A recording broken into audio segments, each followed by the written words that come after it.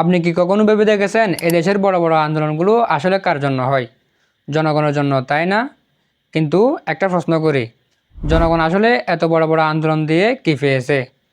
ঠিক এই প্রশ্নটাই তুলেছেন হাসনাত আবদুল্লাহ তার ফেসবুক লাইভে। তিনি বলেছেন, জুলাইয়ের পর আমি এমপি হয়েছি, অনেকে মন্ত্রী হয়েছে, যারা সম্মুখ সারির তাদের সবাই কোনো না কোনোভাবে উপকৃত হয়েছে, কিন্তু এদেশের জনগণ কি পেয়েছে? জুলাই তো হয়েছে এদেশের সাধারণ জনগণের জন্য, কিন্তু জনগণ তো কিছুই পেল না।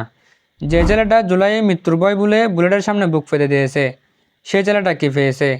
যে মেয়েটা তার ভাইকে পুলিশ মারে বলে কাঁধে ব্যাট নিয়ে গেছিল, সে মেয়েটা কি পেয়েছে? নিজের ছেলে মারা যেতে ফিরে জেনেও যে মা সন্তানকে আন্দোলনে পাঠিয়েছেন, সে মা কি পেয়েছে? কিছুই পাইনি। তাদের জন্য আমরা কিছুই করতে পারিনি। আমাদের সামনে দিয়ে দেশের জনগণ বিরোধী সব আইন পাস হচ্ছে, আমরা কিছুই করতে পারছি না। উই আর সরি বাংলাদেশের জনগণ। আজকে পারছি না বলে আমাদের এই ত্যাগ আন্দোলন থেকে যাবে এমন না। যতদিন বাংলাদেশের জনগণের জন্য সম অধিকার নিশ্চিত না করতে পারি, ততদিন এই সংগ্রাম চলবে। এই কথাগুলো শুনে আপনার মনে কি আসছে? রাগ, হতাশা, নাকি কঠিন একটা সত্য?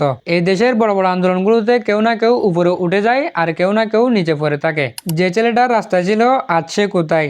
যে মা তার ছেলেকে পাঠিয়েছিল তার চোখের পানি কি শুকাইছে?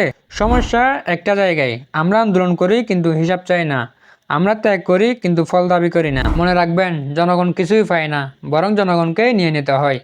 আর যেদিন বাংলাদেশের জনগণ তার অধিকার নিয়ে নিতে শিখবে, সেদিন আর কেউ প্রশ্ন করতে পারবে না বাংলাদেশের মানুষ আসলে কি পেয়েছে। কারণ তখন উত্তরটা হবে জনগণ নিজেরাই নিয়েছে।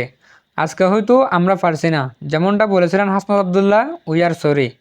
কিন্তু ইতিহাস বলে যারা প্রশ্ন করতে শিখে তারা একদিন উত্তর লিখে। তাই আজকে একটা প্রশ্ন রেখে গেলাম, আপনি কি শুধু দাঁড়িয়ে দাঁড়িয়ে দেখবেন, নাকি আপনার অধিকারটা চিনে নেওয়ার জন্য দাঁড়াবেন? কারণ এ দেশ কারো দয়ার উপর দিয়ে চলে না, এ দেশ চলে মানুষের অধিকার নিয়ে। আর বাংলাদেশের মানুষ যেদিন তাদের অধিকার বুঝে নেবে, সেদিন আর কেউ বলতে পারবে না বাংলাদেশের মানুষ কি পেয়েছে। বরং বাংলাদেশের মানুষ তখন বলবে, আমরা নিজেরটাই নিজে বুঝিয়ে নিয়েছি। ভিডিওটি ভালো লাগলে শেয়ার করতে পারেন, ফেসবুক থেকে দেখলে ফলো আর ইউটিউব থেকে দেখলে সাবস্ক্রাইব করার অনুরোধ রইল। আসসালামু আলাইকুম রহমতুল্লাহ।